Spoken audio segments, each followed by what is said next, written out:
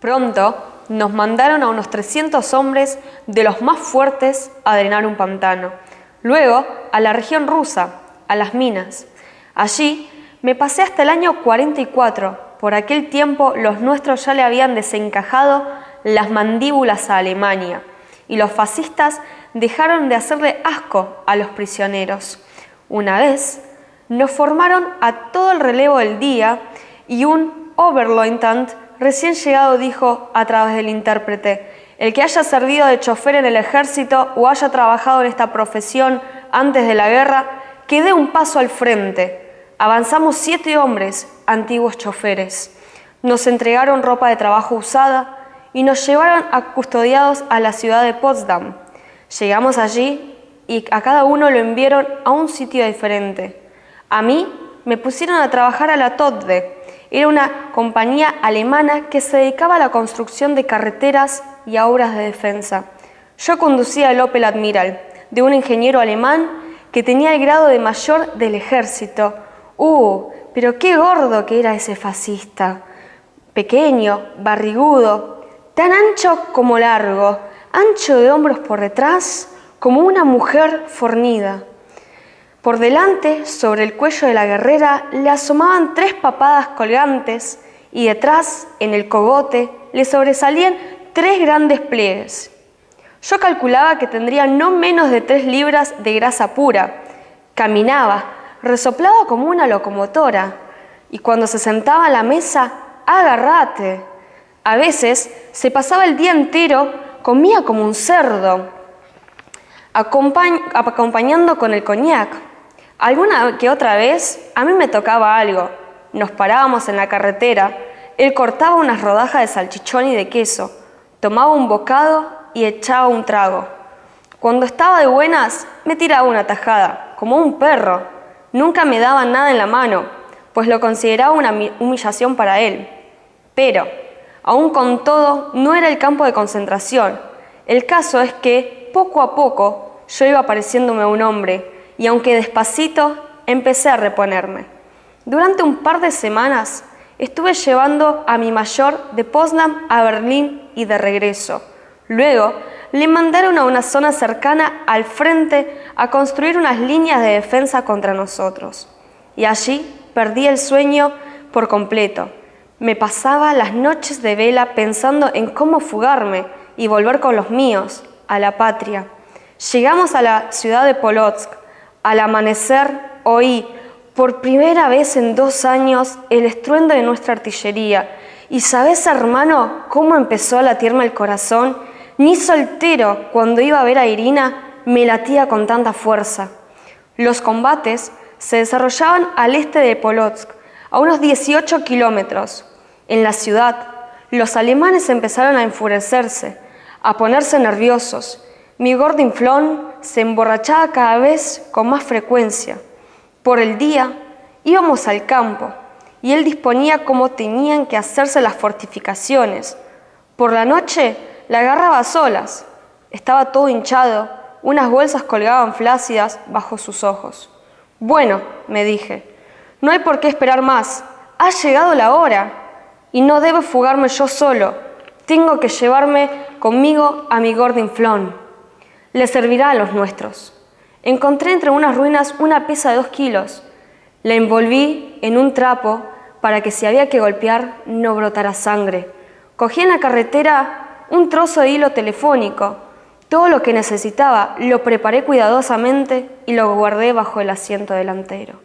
2 días antes de despedirme de los alemanes, volvía por la noche de cargar combustible, cuando veo que por el barro camina un suboficial borracho, agarrándose por las paredes. Paré el coche, llevé al suboficial a unas ruinas. Le quité el uniforme y el gorro de la cabeza. Todos aquellos bienes los metí también bajo el asiento y andá a buscarlo. El 29 de junio por la mañana me ordenó mi mayor que le llevase fuera de la ciudad, hacia Trosnitsa, donde él dirigía unas obras de fortificación. Partimos. El mayor, acomodado en el asiento de atrás, dormitaba plácidamente y el corazón parecía querer saltarse del pecho. Iba deprisa, pero ya en el campo aminoré la marcha. Luego detuve el coche, bajé, volví la cabeza. Allá lejos venían 2 camiones. Saqué la pesa, abrí bien la portezuela. El gordinflón, recostado con el respaldo del asiento, roncaba como si estuviera junto al costado de su mujer. Bueno, y yo le di un golpe con la pesa en la sien izquierda. Él dejó caer la cabeza. A decir verdad, lo golpeé otra vez, pero no quise matarlo. Necesitaba llevarlo vivo, pues debía contarles muchas cosas a los nuestros. Le saqué la pistola de la funda, me la metí en el bolsillo, hinqué unas palancas tras el respaldo del asiento de atrás, enrollé al cuello del mayor el hilo telefónico y lo até con un nudo corredizo a la palanca. Aquello lo hice para que el gordinflón no se derrumbase de medio lado cuando el coche fuera a mucha velocidad. Deprisa, me embutí en el uniforme alemán y me puse el gorro. Bueno, y embalé el coche para ir derecho hacia donde la tierra retemblaba y se desarrollaban los combates. Crucé la línea avanzada alemana entre 2 fortines. De un blindado saltaron 2 soldados con fusiles automáticos, y yo, adrede, aminoré la marcha para que vieran que iba un mayor en el auto. Pero ellos empezaron a dar voces y a agitar las manos indicando que hacia allí no se podía ir. Yo hice como que no comprendía, pisé el acelerador y escapé a 80 por hora. Cuando quisieron recobrarse de la sorpresa y comenzaron a disparar con las ametralladoras, yo me encontraba ya en terreno de nadie y zigzagueaba entre los embudos abiertos por las bombas, no peor que una liebre. Desde atrás los alemanes zumbaban y desde delante los míos disparaban como locos, recibiéndome con el tableteo de sus fusiles ametralladores. Agujerearon el parabrisas por 4 sitios. El radiador lo acribillaron a balazos, pero ya había llegado a un bosquecillo ubicado detrás de un lago. Los nuestros corrían hacia el auto y yo entré a toda velocidad al bosquecillo, abrí la portezuela, caí sobre la tierra, la besé y no podía respirar. Un mozuelo, con unas hombreras en la guerrera que yo no había visto en la vida, fue el primero en llegar hasta mí y me dijo riendo burlón: «Ah, Fritz del diablo, con que te has perdido, ¿eh?» Me arranqué el uniforme alemán, tiré a mis pies el gorro y le repuse: «Ay, crédulo, alma mía, hijito querido, ¿cómo voy a ser yo un Fritz cuando he nacido en el mismo Braniesch? Estaba prisionero, ¿entiendes?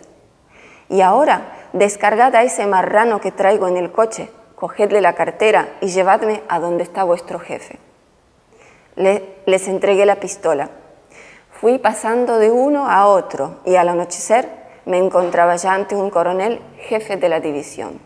Para entonces ya me habían dado de comer, llevado al baño, interrogado y hecho entrega de un equipo completo, de modo que me presenté en el fortín del coronel, limpio de cuerpo y alma y vestido con todas las prendas del uniforme. El coronel se levantó de la mesa y vino a mi encuentro. Delante de todos los oficiales me abrazó y me dijo: «Gracias, soldado, por el regalo que nos has traído de los alemanes.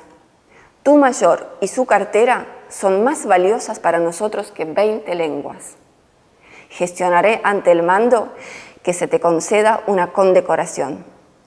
Y a causa de sus palabras, a causa de su cariño, me emocioné profundamente.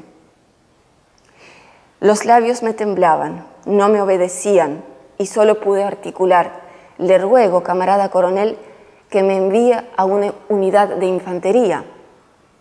Pero el coronel se echó a reír y contestó dándome unas palmadas en el hombro: «¿Qué clase de guerrero serías si apenas te puedes mantener en pie? Hoy mismo te mandaré al hospital. Allí te curarán y te alimentarán bien. Después te darán permiso para irte a tu casa, a pasar un mes con la familia. Y cuando vuelvas a nuestra división, ahí ya veremos a dónde te destinamos». Tanto el coronel como todos los oficiales que estaban con él en el fortín se despidieron de mí afectuosamente, estrechándome la mano, y yo salí de allí emocionado por completo, porque en 2 años había perdido la costumbre de que se me tratara como a un ser humano. Y fíjate, hermano, que durante mucho tiempo después, en cuanto tenía que hablar con los jefes, involuntariamente continuaba encogiendo la cabeza entre los hombros como si temiera que fuesen a pegarme. Ya ves qué formación nos daban en los campos fascistas. Desde el hospital escribí inmediatamente a Irina. En la carta le conté todo con brevedad, cómo había estado en el cautiverio, cómo había huido de allí llevándome al mayor alemán. Pero imagínate, no pude contenerme las ganas y le dije que el coronel me había propuesto para una condecoración. ¿De dónde será que vino a mí aquella petulancia infantil? Durante 2 semanas estuve comiendo y durmiendo. Me daban el alimento poco a poco y con frecuencia, pues si me hubiera comido todo lo que yo quería de un solo golpe, habría hincado el pico, así me lo dijo el doctor. Acumulé fuercecillas de sobra, pero al cabo de las 2 semanas ya no podía tragar ni un bocado. No llegaba ninguna respuesta de casa y lo reconozco, me entró la morriña.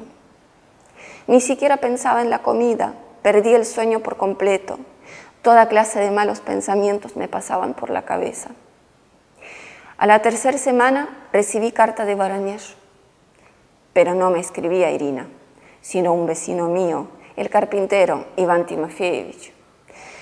Quiera Dios que nadie reciba carta semejante.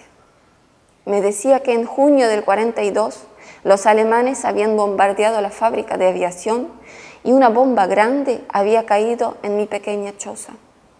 Irina y las hijas estaban en aquel momento en casa y me comunicaba que no se había encontrado ni los restos de ella. En lugar de mi chocita quedó una profunda fosa. Aquella vez no pude terminar de leer la carta. Se me nubló la vista, el corazón se me había encogido y continuaba hecho un ovillo sin querer dilatarse. Me recosté en el petate, me quedé acostado un buen rato y finalmente terminé de leerla. Mi vecino me decía que durante el bombardeo Anatoly se encontraba en la ciudad. Al atardecer volvió al poblado, contempló la fosa y regresó de nuevo a la ciudad. Antes de marcharse, le dijo a mi vecino que iba a pedir que le enviasen como voluntario al frente. Y eso es todo. Cuando el corazón se dilató un poco y volví a sentir en los oídos el latir de la sangre, recordé el dolor de Irina al despedirse conmigo en la estación. Por consiguiente, ya en aquel momento, su corazón de mujer le decía que no volveríamos a vernos más en este mundo. Y yo, que la aparté de un empujón. Tenía yo una familia, una casa. Todo aquello se había ido formando en el transcurso de los años y de pronto, en un instante, se destruyó todo y me quedé solo. Pensaba, ¿no habrá sido mi vida un sueño infortunado? Pero si en el cautiverio casi todas las noches, internamente por supuesto, hablaba con Irina, con mis hijitos, les daba ánimos, les decía que no se lamenten por mí, queridos míos, volveré, soy fuerte, saldré de esto con vida y de nuevo estaremos todos juntos. Por lo tanto, durante 2 años estuve hablando con los muertos.